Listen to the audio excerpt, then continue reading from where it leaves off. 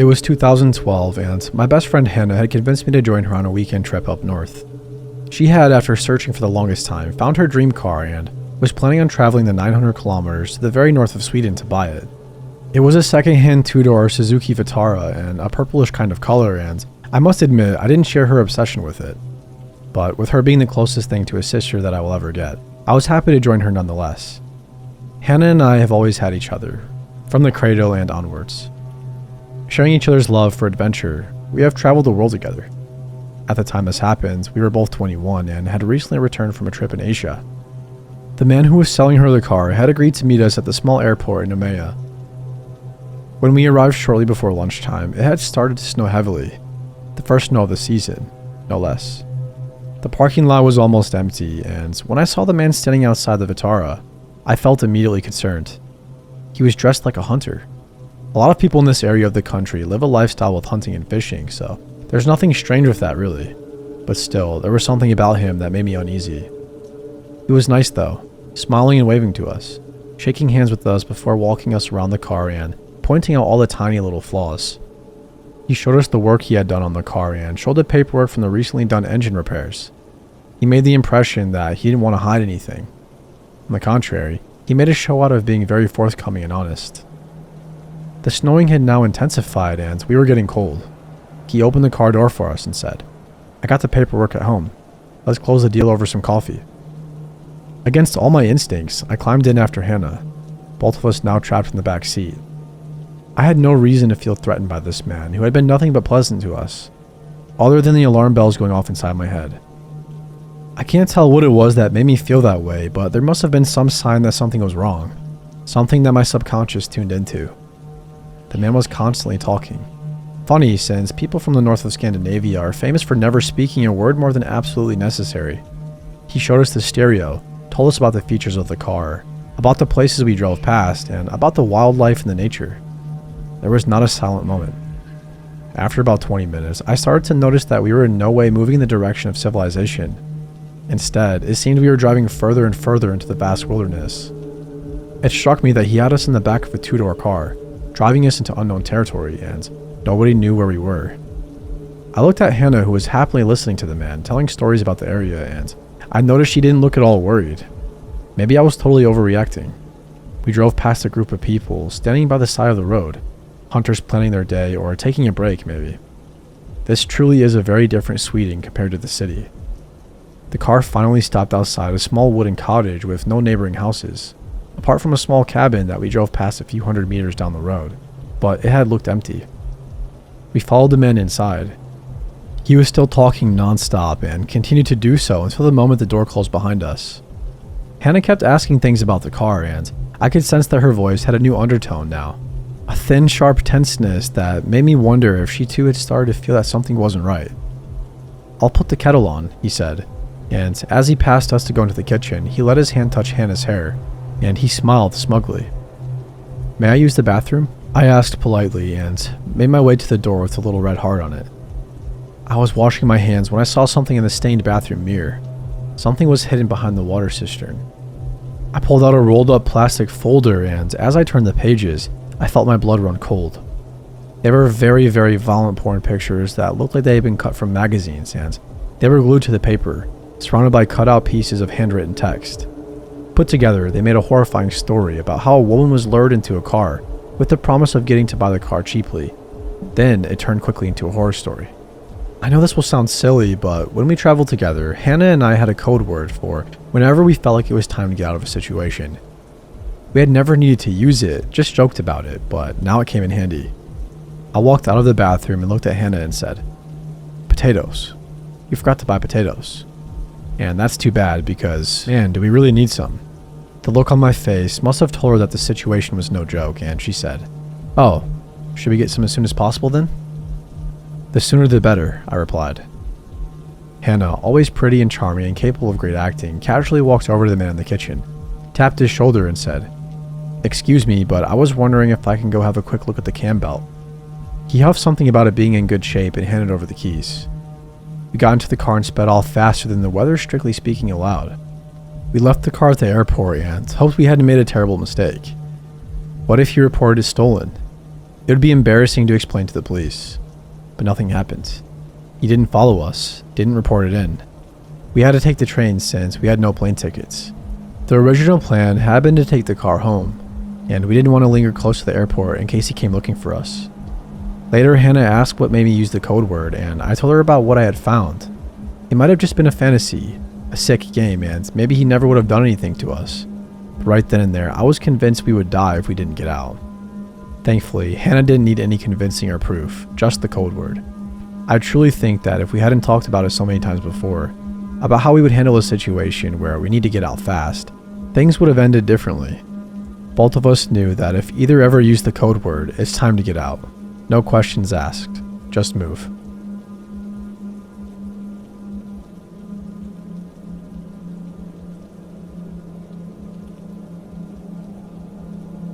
Back in the summer of 2017, a group of around a dozen peers pitched in for a cabin to get away and celebrate a birthday. A basic residential area around a semi-rural lake near Shelton, Washington. The house had a separate garage with a few beds where I and a few others were sleeping that night. The house sat above the lake with a deck, as well as a little pier down in the water. After a long day of cooking, drinking, and playing games, it was time to crash around 2 a.m. With more people than beds, some were on couches and the floor in the living room. Folks had been drinking fairly heavily and were out cold. Around 3:30 a.m., I woke up with the need to use the bathroom. As I'm putting on pants, I notice out the window the long diffused shadow of a person moving in some light on the street outside. Thought nothing of it. Somebody walking their dog. Made the walk across the driveway with the key in hand and noticed the door was unlocked. I go in to find a friend checking their phone in that drunken daze after only a short amount of sleep.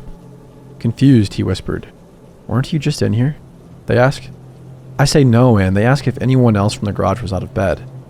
I said no again, and my buddy shook it off, albeit super confused. Confused myself and a bit amused, I did my business and returned to bed, locking the door behind me. The next morning, all were awake and in the main space cooking breakfast and enjoying the sunshine. Two of my other friends, a couple, asked if there were any open windows in the house overnight, as one of them was convinced a draft opened their door from a cracked position. Their bedroom was at the back of the house, past at least 5 people sleeping in the living room and 2 other bedrooms. There was one open window, but no others in the house, so I'm not sure about a draft. The guy I had spoken to during my bathroom trip piped in to ask if they know what time this happened. They said right around 3:30, right when he thought he saw me walk through the house and I saw the shadow move down the street. We all got chills when all these details came to bear. It was then that somebody brought up a Twitter or Facebook post about somebody reportedly breaking into homes in the area for months. We never reported anything, as we were not sure that this is what happened. Turns out the guy was a pervert and liked to watch women sleep. Now, all 3 of these events could totally be coincidence, but looking back these years later, I'm convinced that our rental was victimized by this creep. Nobody in our group was armed, and I'm not sure if there was any security system. I also am fairly confident I'm not the one who left the door unlocked.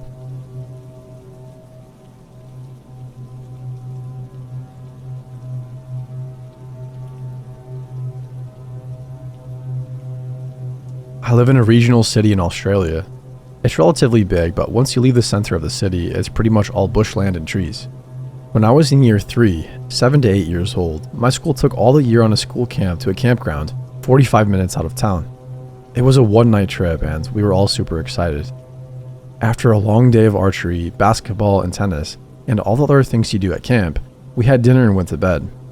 I distinctly remember laughing and messing around with all of my friends before we all fell asleep around 11 p.m.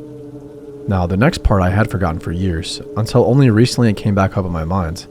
And now it's the clearest part of my memory. I used to be terrified of the dark and used to wake up multiple times a night. In this certain instance, I woke up in my cabin at around 2 a.m. I remember this as I had a watch that was very special to me, and for some reason, looking at it and checking the time comforted me in the dark. When I woke up, I felt like something was off. Not wrong, but off. I looked around my cabin and saw nothing of interest, but then I was struck with such an intense feeling to just look out the window. It was right next to my bed. Our room was on the second level of this cabin complex, so when you looked out the window, you had to look down to see the ground directly below you. When looking out the window, I saw nothing, and just when I started to look away, something caught my eye. I could have sworn I saw something right below the window, almost out of sight if you were simply looking forward. I looked down and I saw someone, not the average person, more like a tweaker, He was tall, maybe 6'3" or 6'4", and his skin looked like he had just fallen hard on the cement. He was covered in scrapes and grazes, and his hair had been all buzzed off. He looked about 40, but I think he may have been in his mid-20s, based on his super skinny build. He wore a dirty black hoodie and black jeans that looked like motorbike pants. He also wore what looked like a mix between a fedora and a cowboy hat. When I looked down, his eyes caught mine instantly. He was staring into the window. He didn't move his head there when he saw me. No, he had been actively staring into that window before I was even there. He stared with such wide eyes, like he was straining all the muscles in his face to pop his eyes out as much as possible. The second we locked eyes, I ducked back down and hid under the covers. I wanted to scream and yell and tell my friends, but I was so scared that I couldn't even move. I waited under those covers for what felt like hours until I felt like I was safe. I slowly peeked out from the covers again and checked the window. He was still there. He had moved a bit to the right, but he was still there, staring intently at my window. I didn't even get to become fully level with the window before I ducked out of sight again and went back under the covers, whimpering. I'm not sure how, but I managed to fall asleep. When I woke up, it was light out and all my friends were happily waking up after their sleep. I woke up and checked the window again, praying he was gone, and luckily he was. I told my friends about it that morning and they all laughed at me for having a nightmare, and I think I believed it. I forgot about it for 10 years, but when it came back to me the other week, I realized that it couldn't have been a dream. Everything was so real. I have very weird dreams, never having one that actually makes sense. My dreams always flow so weirdly, so the absolute consistency is almost proof to me that this actually happened. Also, I specifically remember lying under my covers for ages, something that I doubt would happen in a dream. I have no idea who was outside my window or what he was doing. I just hope that he isn't continuing with what he was doing, because that look in his eyes told me that whatever he was doing there, he wasn't messing around. I don't know what I saw, but I just wish I had an answer.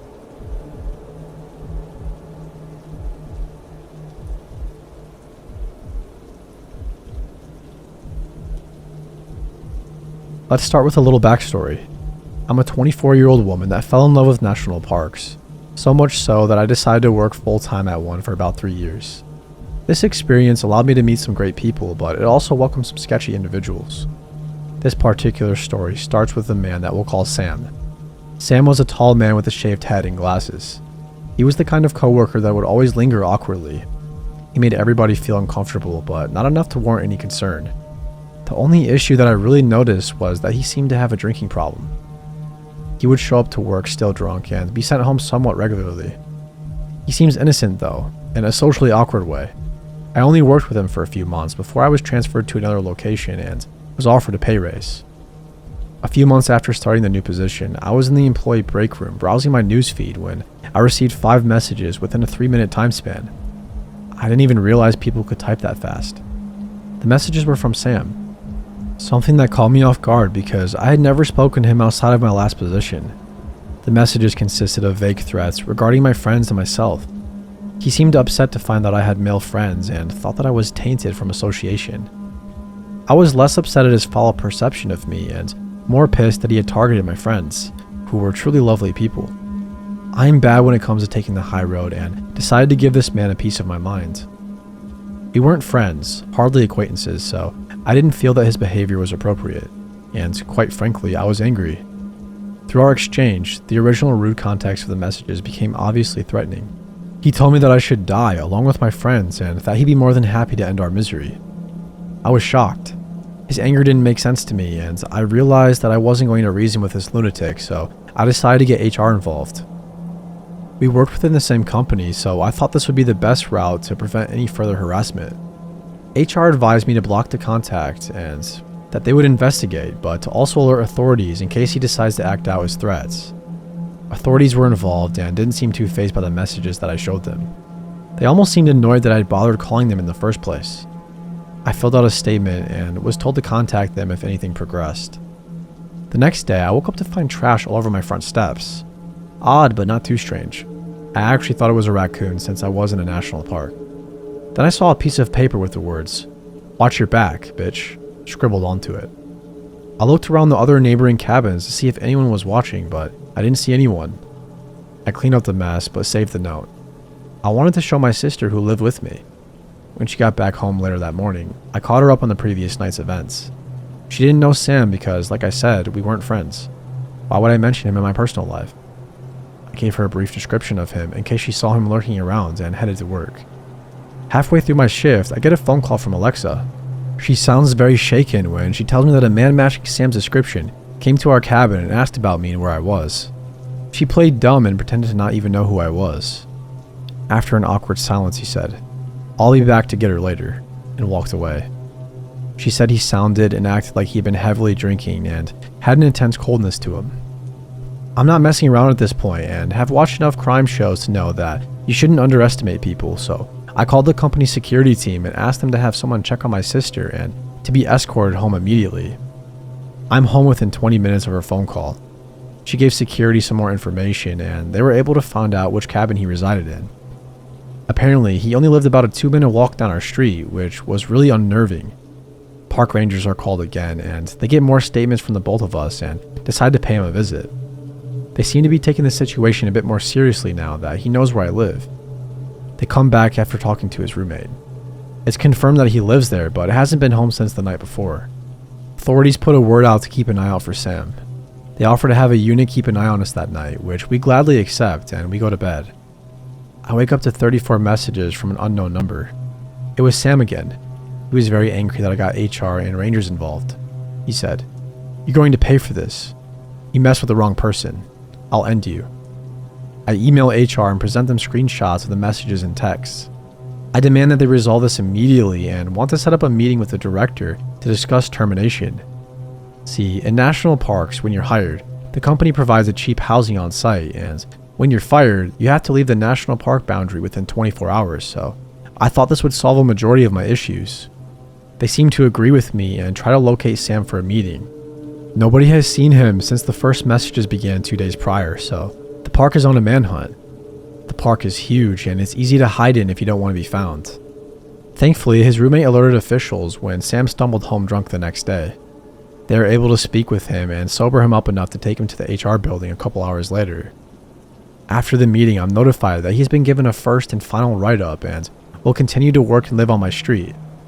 He apparently gave a sob story about his personal issues and promised to leave me alone. I was baffled that even with him threatening to kill me, they weren't going to fire him. Thankfully, the Rangers were equally surprised and still offered to provide surveillance just in case. It was quiet for 3 days. I thought it was actually over and started to feel bad for Sam, actually. I thought maybe he was just going through some shit and I was just his mental punching bag. I didn't agree with it, but I no longer felt as threatened, if that makes sense. That was until I received a knock on my door and opened it to find 2 Rangers waiting to speak to me.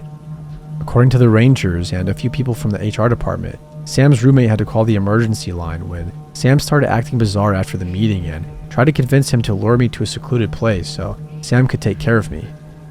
Thankfully, his roommate wasn't a psycho and reported the situation immediately once Sam went to the bathroom. Rangers were on site within minutes and had restrained Sam in order to search their cabin for evidence. They ended up finding a loaded firearm and a note that stated he was going to kill me and a bunch of other crazy crap.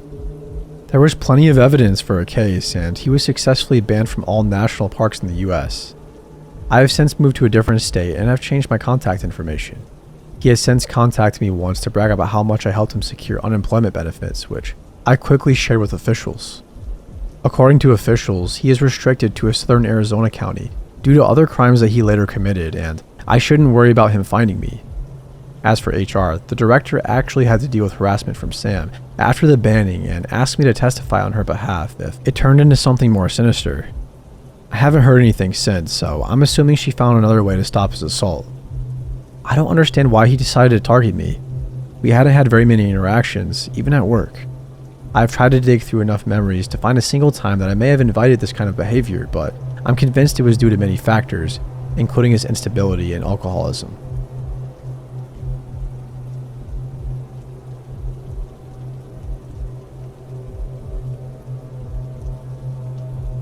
I'm a small 21-year-old female from Northern Ontario.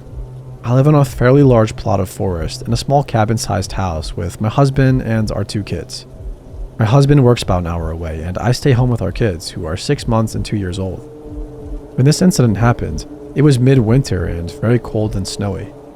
My husband had been snowbound at work because the plows had not been able to run the previous day. That isn't really unusual, given the remote area where we live. It was about 6 o'clock and already dark, and I was cleaning up the kitchen after dinner while my kids sat on the floor watching TV. There was a knock at the window beside where my kids were sitting. I looked up and there was nothing there. I walked over to the window and glared out of it, the knife I had been washing still in my hands. I had a bad feeling about this. The knock definitely sounded like one that is made by human knuckles on glass. But I saw nothing, and I guess I just kind of shook it off. Later that night, the knock came again, this time at my kid's window. I had had it, so I grabbed our shotgun from the locked gun cabinet and stepped out onto my porch in my pajamas and my husband's boots. I was so angry. I wasn't about to let someone mess with my kids. I screamed, "I know you're out there, and if you don't get the hell out of here and leave my babies alone, I swear I'll shoot you." And there was no answer. Nevertheless, I somehow knew there was still someone out there, so I cocked my gun and fired around into the air so whoever it was would know I wasn't kidding around. Not the smartest or safest thing to do, I know, but what else could I have done? Besides, it worked. There was a rustling from around the side of my house, and a man ran off into the trees. Keep in mind, it's negative 30 degrees Celsius. I stood there for 5 minutes, making sure he didn't come back. Then I went in and called my husband and the police. Thankfully, the police were able to come out despite the weather and looked everywhere around our house and caught the asshole wandering through the woods, about half a kilometer from our house. I don't know what happened to him after they arrested him, but he never came around again.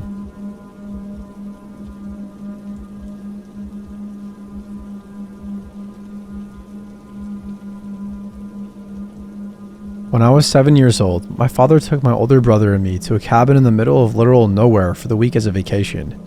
We also took our cat with us. Everybody has their own room, and I had the room furthest from the other two, positioned right where the woods started. There was a window right next to my bed on the right side, and there was a tree right next to it that I remember getting to climb the previous day without success. The bedrooms were on the second floor, by the way, and the window didn't have any curtains or blinds to cover it. One night, I remember feeling really homesick and being unable to sleep. The cat was lying on the bed with me, and I was reading a comic book with a flashlight, when around 2 o'clock, I began to hear a tapping on my window. I assumed that it was just a tree branch tapping on the window because it was a windy night, until I began to hear whispers. And I remember just freezing in fear and feeling like a bunch of ice water had just been poured on me. I could hear whoever it was tapping and saying things like, "Open up, son. It's Daddy. Let me in, Luke. It's cold out here." And the worst one that I heard, "Come on. It's Daddy. I just want to cuddle." I was too paralyzed by fear to do anything, but just lie on my side, facing away from the window, terrified and close to tears. I knew it wasn't my father, and in my imagination, I thought it was the boogeyman or some other creature that would gladly kill me. All the while, my cat was hissing and clawing at the guy, and I just remember holding him and burying my face in his fur because he felt like a safety net. My one defense against this guy, because I couldn't work up the nerve to call for my father. And then I remember a horrible screeching noise, and I turned around to look to see who it was. And I could see this guy with the most maniacal grin that I've ever seen, like something out of a horror movie, dragging out a pocket knife against the glass, making this horrendous noise, and I screamed bloody murder. The grin disappeared, and he just looked like a combination of horrified and absolutely full of rage. But then my father came barreling into my room with his hunting rifle, and as you can imagine, seeing this made the guy panic and just sort of drop backwards. My father just looked at me to make sure I was alright, just as my brother ran in before he went off to go and catch the guy before he got away. But unfortunately, it wasn't a long drop, and the man probably only got a few bruises from it. He was gone by the time my father got down there, and we waited the night. Nobody slept before we packed up and went back home. To this day, I don't think they ever caught the guy, though I remember my father following a police report and me having to talk to the police to give a description, and I'm still grateful for my cat, who turns 14 this week and is still as feisty as ever, for providing me comfort during that time.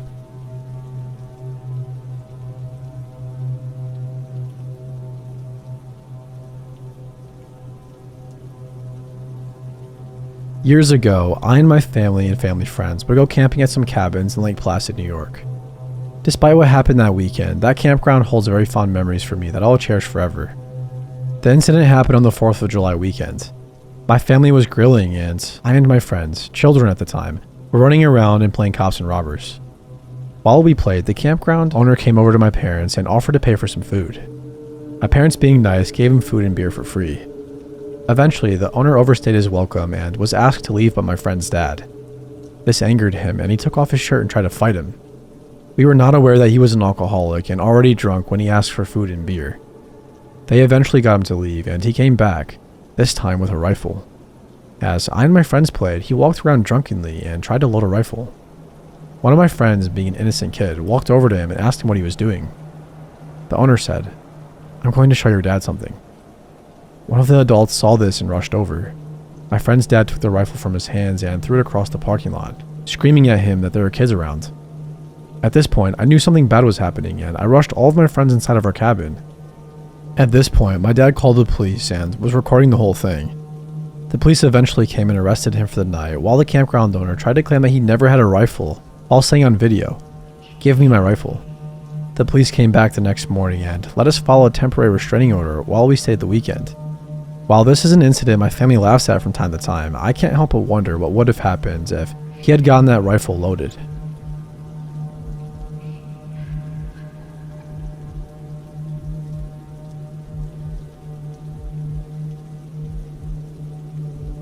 So when I was 16, I was dating a guy who was just a little older.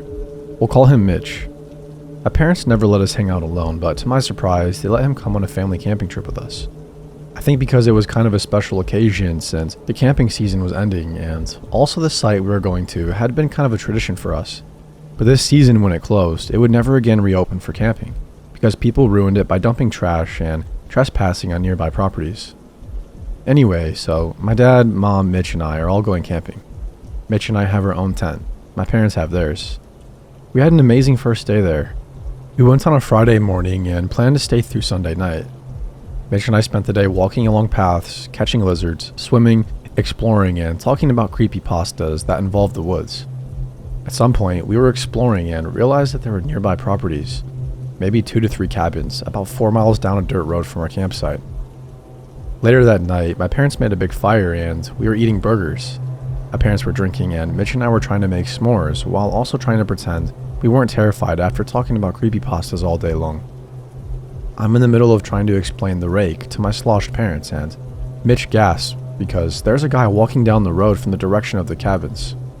Again, it was like 4 miles away. So we all kind of get quiet and my dad calls out to the guy something like, "Hey, how's it going?" And the guy doesn't say anything back. My dad called again, yelling, "Are you camping? We had this spot reserved." Not in like a mean way, just trying to get the guy to respond. The guy still doesn't say anything until he is like right up on our campsite, which was weird as hell because it took like 2 minutes of silent walking to get to us after we first called out to him. He comes up closer to us and is like, "Hey there, folks. I just like walking around. Sometimes I take a walk down from my cabin and see if anyone's camping." So this guy sits down and talks to my parents for a while. My parents are super drunk and I think have been smoking pot all day. I didn't know this at the time, but when I was older, they told me they were big potheads my whole childhood, because they were surprisingly chill with this strange man appearing and very friendly. They all talked about what a shame it was that the camping season was ending and how terrible it was that this campsite was closing. Mitch and I whispered back and forth, and we're talking about how weird this guy was and how weird it was that he walked this far, didn't talk at first, and just invited himself to our campsite. Then we started noticing other things. Mitch pointed out that the guy's zipper was down and he had on some lengthy cargo shorts and his boxers were like poking out. And then I pointed out that in this entire interaction, the guy had been there maybe 10 to 15 minutes now talking to my parents. He hadn't even acknowledged us with a single word, despite sitting across the fire from us and continuously looking at us. Then we both started to notice how the guy was mimicking my parents. He went from being sober to acting like he was drunk. He started slurring his words, getting a bit wobbly, and laughing, which sounded very strained and being louder. Mitch and I were so freaked out. We had been talking about creepypastas all day, and this encounter felt like a creepypasta. The guy kept acting stranger and stranger, and there was no way to say something to my parents without him hearing. Mitch and I stood up and walked a few feet behind us over to the cooler and pretended to get some stuff out to make hot dogs. As soon as we had backed off a few feet, the guy switched the convo to talk about us. He asked my parents if this was a double date, and they explained that I was their kid and Mitch was my boyfriend. He asked how old we were, and I told him I was 16 and he was 18. He asked if we were good kids. They said yeah. Then he asked, "Well, where are they going to sleep tonight?" I froze and looked at Mitch, who had reached out and squeezed the heck out of my forearm in fear and was staring at me wide-eyed. To my drunk, maybe high parents, this question didn't seem weird enough to even pause. The guy was still pretending to be drunk, and he was really playing it up at this point, nearly falling off the tote he was sitting on. My parents were laughing. We got them their own tent. The guy said something like, "Oh, that's awfully nice of you. That'll be quite the experience for them." I can't explain it, but the way he said it was so sexual. I think this is when my parents kind of clued into the weirdness. I looked at my mom, who looked kind of slack-jawed and uncomfortable and was staring at me with a quizzical look. The guy kept talking, asking them, "Well, I see one tent. Where's the other one?" My dad was still talking to him and could barely keep his eyes open at this point. He was so out of it. My dad motioned towards my parents' tent and said that was theirs, and then threw his arm back super exaggerated in the direction of our tent. Really not very far at all, and was like, "And theirs is way over there." The guy perked right up and actually stood up a bit and pointed to their tent and said, "So that's your tent?" And my dad agreed, and "Their tent is in that direction?" And my dad agreed. At this point, I'm like shaking my head at my mom, and she looks pretty freaking sobered up. The guy keeps talking to my dad about the tents and about how he can't see Mitch's and my tent from there. It must be pretty well hidden or very far away. It's so nice of my parents for letting us have some alone time, etc. Mitch and I say we're going on a walk, and despite the woods being pitch black and us being creeped out, we go out walking down the trail. The trail the guy happened to come from. We get away far enough to not hear them and can barely see the fire, and we pull out our phones to see if we have cell signal, and of course we don't. I'm being super dramatic and type out and send my friend a long message describing the situation, date, time, description of the guy, and that I love her, and my phone gives me the message that it'll send when it finds service. The whole time I type, I'm reading it out loud to Mitch, and he's telling me stuff to add. We try to psych ourselves up and start walking back to the campfire. The guy is gone, but I thought maybe he was just peeing, so I whisper to my mom asking where he is. My parents are both like, "He went back to his cabin a bit ago. He didn't pass you on the road?" We're just like, "What?" We start really freaking out now that we feel safer now since he's gone, and we can actually talk to my parents, and we start yelling a mile a minute at my parents about how he didn't pass us, about his fly being down, and about him being drunk to match them, and about how he really pressed to know where we'd sleep that night. My mom agreed with us and said she'd noticed too, and it really freaked her out. My dad was pretty trashed, but said he got a really creepy feeling from the guy. Mitch and I stayed with him and talked about the guy and how freaked out we were for about another hour, and then my parents wanted to go to bed. Mitch and I went and ran to our tent and hauled ass with the whole tent, and all of our belongings in it getting thrown around, and slid it right up next to my parents' tent. We couldn't sleep all night long because every crunchy leaf made us think the guy was creeping up.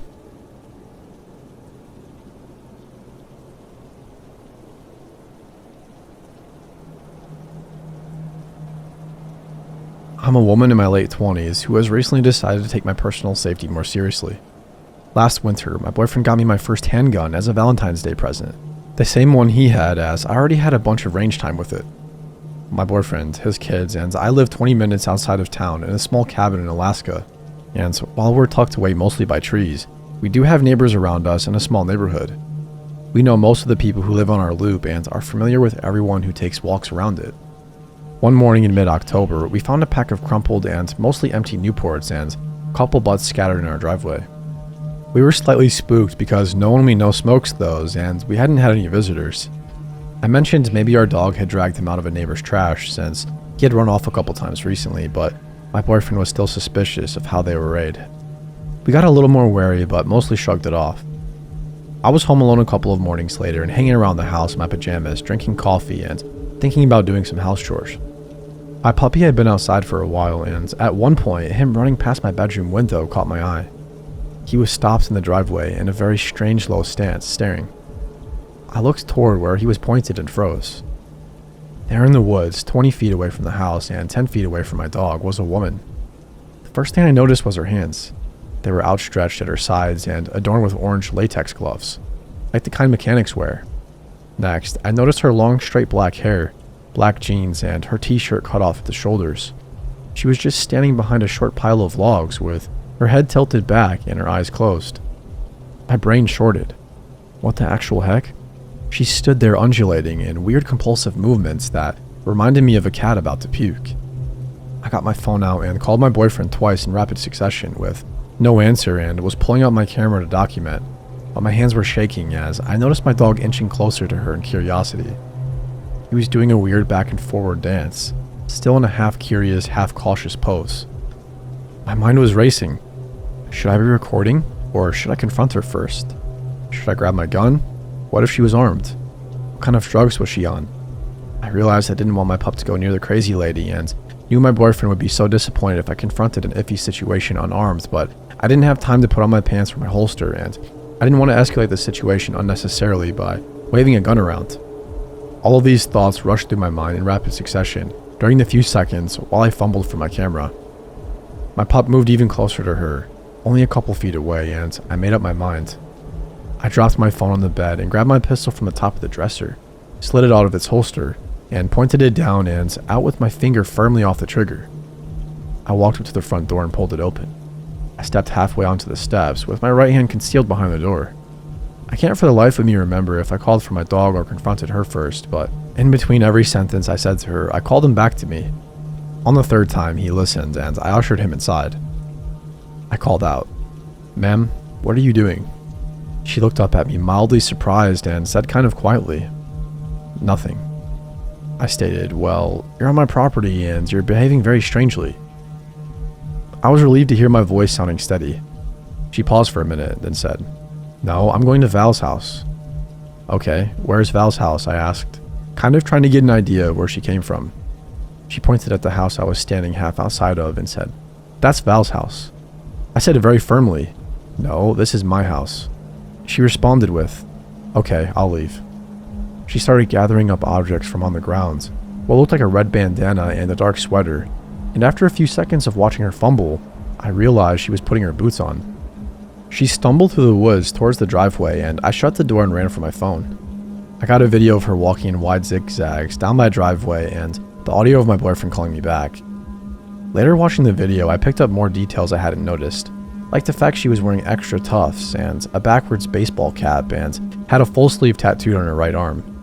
This was my first questionable situation since I started concealed carry, and I was super glad to know the safety training I pounded into my head stuck, and that I remained calm and was able to talk her into leaving. We posted the video on our local group page, and one of our neighbors messaged us not long after that they found her clothes in their driveway and sent pictures. We never got any more info on who she was or who her friend Val was. I checked the woods multiple times and couldn't tell if she'd been sleeping there. I can't imagine my dog would have let her go unnoticed. I went through each shed and storage place on our property for signs of activity or anything missing, and it all looked normal, but we started locking up better after that.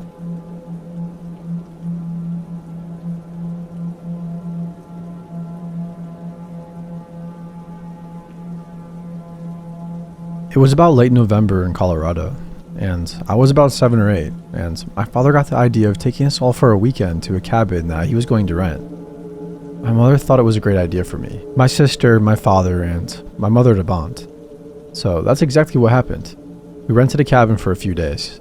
We took off school on Friday to get a head start on getting there, which I had no issue with. We got there, and it sure was cold. Well, it was almost December, so I guess it made sense that it was so cold. Anyway, we got all set up and decided where we'd all sleep. We ate dinner, and then we got set up for bed, and we're thinking about what we'd do tomorrow. We got there kind of late, so we couldn't do much on the first day. That night, though, I heard noises outside. It sounded kind of like footsteps. I looked out the window and saw nothing, so I figured it must have been an animal.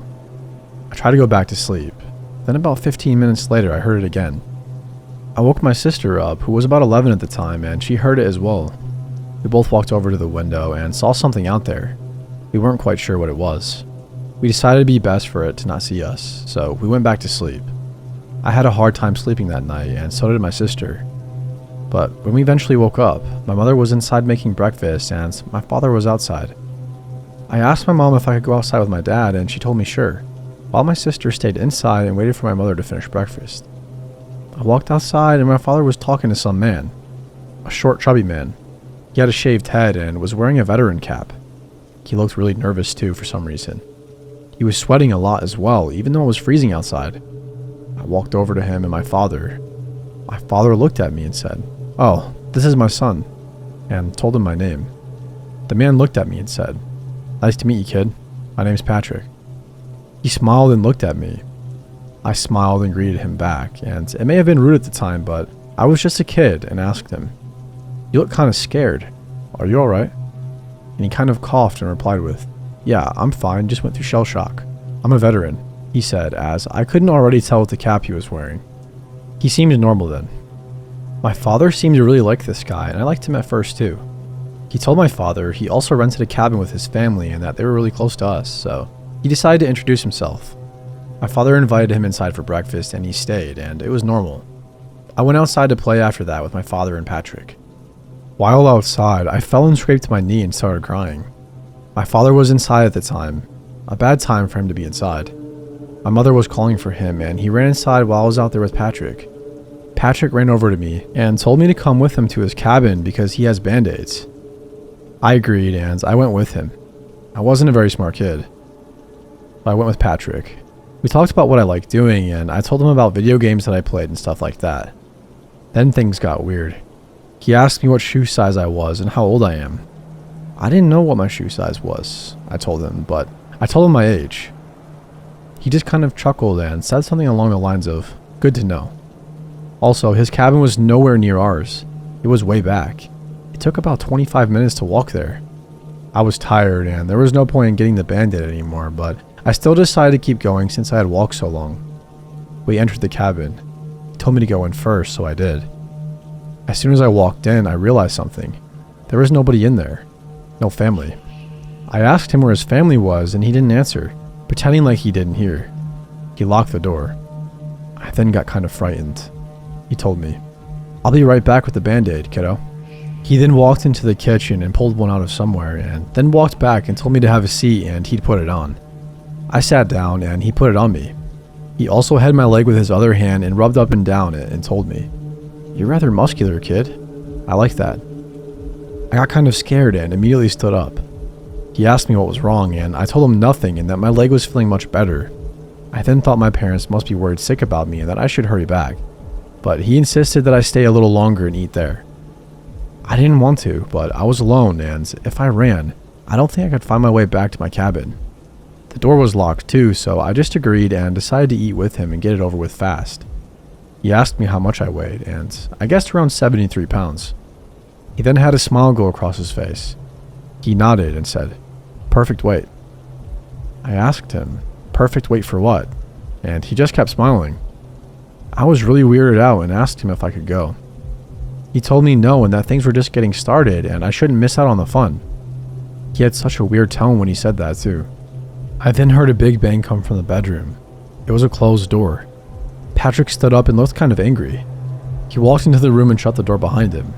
I then heard him yelling, "Did I tell you that you could move? No, stay the heck where you are. I have company." Or something like that. He then walked out with a smile on his face and shut the door slowly. Sorry about that, it was just my wife. She's really sick and not allowed to be near visitors today. He was smiling while saying that. I wanted to go. I then looked around the room and noticed there were clothes everywhere and it was really messy. He must have been living out of here. At that moment, his wife walked out of the room. "I'm hungry," she said. He looked pissed. "Get back in there," he said. His wife was extremely pale and looked like she had been crying a lot. She was sniffing and had red circles around her eyes. She looked at me, then walked back in the room. I asked him where his kids were. He didn't answer.